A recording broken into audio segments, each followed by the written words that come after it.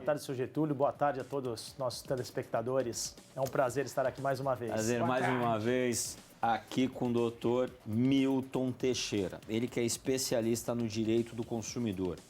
Então eu quero pegar as suas perguntas aqui. Porque ele pega a pergunta, tá cansado já dessa quarentena? Sem dúvida alguma, é uma situação em que não agrada a maioria das pessoas. Estou muito estressado já. Inclusive a nós que seguimos as orientações médicas, científicas, cumprindo a risco o isolamento social, fazendo as reuniões, os atendimentos de forma virtual. Tudo home office. Home office. E é uma nova modalidade que nós temos que nos adaptar a esta realidade existente, em especial em que temos que pautar e preservar, acima de tudo, a saúde das pessoas. Bora para as perguntas, então. A Baia, o nome dela é Baia, da cidade de Valinhos. Queria saber dos motéis que estão todos abertos. Isso pode? Ô, louco! Paulo, a questão do funcionamento dos estabelecimentos comerciais, eles vão variar de cidade para cidade e de estado para estado. Ela é da cidade de Valinhos, precisaríamos ver como está, em que faixa de bandeira se enquadra. Os motéis geralmente se enquadram na bandeira amarela. Nós teremos aqui no município de Santos, em outras cidades, nós temos as bandeiras escalonadas que vão determinar, de acordo com o seu município e de acordo com a orientação do Estado, proporcionalmente aos leitos hospitalares de UTI disponíveis para atendimento à população, que vão determinar o funcionamento desses estabelecimentos. Os motéis, por exemplo, eles se encaixam na faixa amarela, que isto é, nós temos as bandeiras brancas, verdes, amarelas e vermelhas. O que isso significa? Bandeira branca, todos aqueles que fazem parte dos serviços essenciais. A bandeira verde, aqueles estabelecimentos que possuem pouca aglomeração. Bandeira média, que é o caso do motel, de média aglomeração. E bandeira vermelha, que são aqueles onde há muita concentração de pessoas, como estádios de futebol, por exemplo. Vamos segurar essa vontade aí, meu povo. Ainda não é hora de ir no motel. E o mais importante é que, dependendo de cidade para cidade, vai variar a questão do funcionamento de imediato ou não. Tá? Cada cidade, de acordo com a sua taxa de ocupação dos leitos hospitalares, os prefeitos e todos os órgãos que fazem parte da administração municipal irão determinar de forma escalonada como se dará a abertura e o funcionamento e as regras para que as pessoas possam frequentar, em especial, neste caso, os motéis. Sim, vamos parar para analisar o seguinte, então. O supermercado e a drogaria, qual é a bandeira? É serviço essencial, é bandeira branca. Bandeira branca. Bandeira branca. Ou seja, as pessoas precisam, então precisa estar aberto. Apesar de ser Mas tem aglomeração. É isso que eu queria falar para você. Apesar de ser estabelecimentos que possuem uma aglomeração de pessoas muito alta, uma concentração de pessoas muito alta, eles são considerados serviços essenciais, sem os quais nós não sobreviveríamos. Muitas pessoas que estão doentes e todos nós que precisamos nos alimentar, enfim, diariamente. Ocorre que existem regras específicas para que as pessoas possam adentrar nesses estabelecimentos. Sim. Existem filas, regras, a questão do distanciamento, a questão da rotatividade, horários especiais para aquelas pessoas que possuem uma situação de saúde mais vulnerável, os idosos, por exemplo, onde a incidência de óbito é maior em relação às pessoas que têm uma idade menor. E para isso, essas regras de distanciamento, a questão da higiene com a utilização do álcool, isso tudo é levado em consideração para poder ir a este estabelecimento, ao supermercado e à farmácia para adquirir os produtos essenciais, básicos necessários. Sim. Ô, doutor, o senhor falou que aí os motéis... Gente, eu tento me segurar, mas não dá. É muito... Minha língua não deixa, eu preciso falar. O senhor falou que o motel aí é bandeira amarela, né?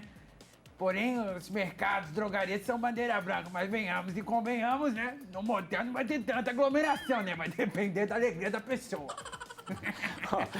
Deixa eu falar um negócio pra você. O seu Getúlio é um piadista. O que me deixa, assim, instigado é a pessoa... Você tem aglomeração no supermercado, impossível não ter. Acaba tendo. Mesmo tudo bem, você tem que ter uma quantidade para entrar. Na drogaria também. Nas farmácias. Mas aí você pega, por exemplo, os comerciantes que têm loja de roupa, por exemplo, que querem abrir, lojas de construção que querem abrir, que não estão podendo abrir o seu comércio, estão brigando por isso.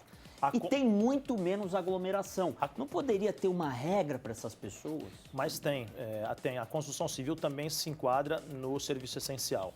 Construção civil, gênero alimentício, fármacos, todos esses são considerados, e a construção civil, vale lembrar que a construção civil, reformas que sejam necessárias, essas são consideradas urgentes. As reformas que sejam apenas úteis ou ainda voluptuárias, isso é, aquelas que vão... A voluptuária é aquilo que vai apenas enfeitar, por exemplo. Isso não é considerado essencial. Então, a gente tem que saber separar muito bem para poder entender isso. E cada uma loja de material de construção é uma loja de decoração, né? Isso, são coisas diferentes, né? Um é necessário, o outro talvez seja útil ou voluptuário, ou aquilo que vai apenas embelezar o espaço, né? E neste caso, Paulo, as cidades têm feito aí os esforços em conjunto, os municípios, isso em todo o país, alguns alinhados com os governos estaduais, outros não, porque às vezes a situação em determinada cidade ela é muito mais crítica, mesmo dentro do mesmo estado, é muito mais crítica do que a situação em outras cidades, às vezes cidades próximas. E essa realidade ela tem que ser levada em consideração para determinar a abertura de forma escalonada e por fases, que serão implementadas em cada município. Olha, vamos lá. Fase 2, fase 3. Tem um monte de pergunta aqui, mas temos mais essa, a gente não tem muito tempo, da Praia Grande, cidade de Praia Grande. O nome dela é Cristina. Boa tarde, estou morando em uma casa e tentei fazer um acordo, mas a imobiliária não quer fazer. Ele quer receber os 2 meses de aluguel. Possui o depósito e ela não quer descontar desse calção. Ela pode dar ordem de despejo para mim? Ela quer receber o aluguel que vai vencer a parcela os 2 meses ela está com 2 meses em aberto já. E ela tem um cheque calção. É isso que eu entendi da pergunta. Pelo visto, ela não queria usar agora, né, esses 2 E ela calção. não quer usar o cheque calção agora. Na realidade, está parecendo que ela quer assustar o cheque. Vamos lá, são coisas distintas. Aí, Cristina, né, da Praia Grande, muito obrigado pela pergunta. Existe aqui uma relação locatícia entre o proprietário do imóvel e ela como inquilina. Ocorre o quê? Que nós temos que separar. Existe um projeto de lei, que é o projeto de lei 1179 de 2020, que já passou pelas 2 casas de leis em esfera federal, tanto na Câmara dos Deputados, bem como no Senado Federal. Está agora dentro do prazo para que o presidente da República possa sancionar ou vetar este projeto, isto é, ele possa aprovar ou não este projeto. E neste projeto está descrito que as ações judiciais propostas para a alocação de imóveis urbanos, elas não poderão ser concedidas liminares para desocupação por falta de pagamento, até o dia 30 de outubro. Então, veja, até o dia 30 de outubro, desde que as ações tenham sido propostas depois de 20 de março do corrente ano. Isso é, desde o momento que foi declarado o estado de calamidade pública, a situação pandêmica pelo município, pelos governos estaduais e pelo próprio governo federal. Então, só que é um projeto de lei. Ocorre que hoje os juízes, nós temos visto muitas decisões em que os juízes não estão concedendo as desocupações para as ações que foram propostas após o dia 20 de março, até por uma questão de equilíbrio contratual, né? Se por um lado nós temos o proprietário do imóvel que tem que receber também ali o seu aluguel, nós temos aquele outro também, que tem as suas obrigações também, nós temos o inquilino que tem ali a obrigação de pagar. Só que a gente entende a situação de todos. Não significa que ela não vai ter as obrigações de cumprir esse contrato na íntegra. Então, o que nós aconselhamos? Que ela entre em contato com essa proprietária, que seja feita uma renegociação e caso ela demonstre realmente que ela ficou sem a sua renda, para que haja um abatimento proporcional desse contrato. Um abatimento de 30%, 40%, 50%, que é o que os juízes, os magistrados estão tendo esse entendimento, né? Que possa haver esse equilíbrio dentro do contrato. E a calção, ela não serve para pagar a dívida isso é um fato, algo importante de mencionar. A calção, ela é uma garantia quando não existe uma outra garantia, um fiador, por exemplo, dentro do contrato de locação. E ela não poderia ser usada para pagar a mensalidade, né? A despesa do aluguel que está em aberto. Ela é uma garantia que deve ser devolvida ao final do contrato ou ainda ser utilizada para abater e aí, de acordo com o que for combinado entre o locador, entre o proprietário e o inquilino, o locatário, para que seja utilizado nos 2, 3 meses, como de costume é feito. Abraço, meu amigo, tudo de bom.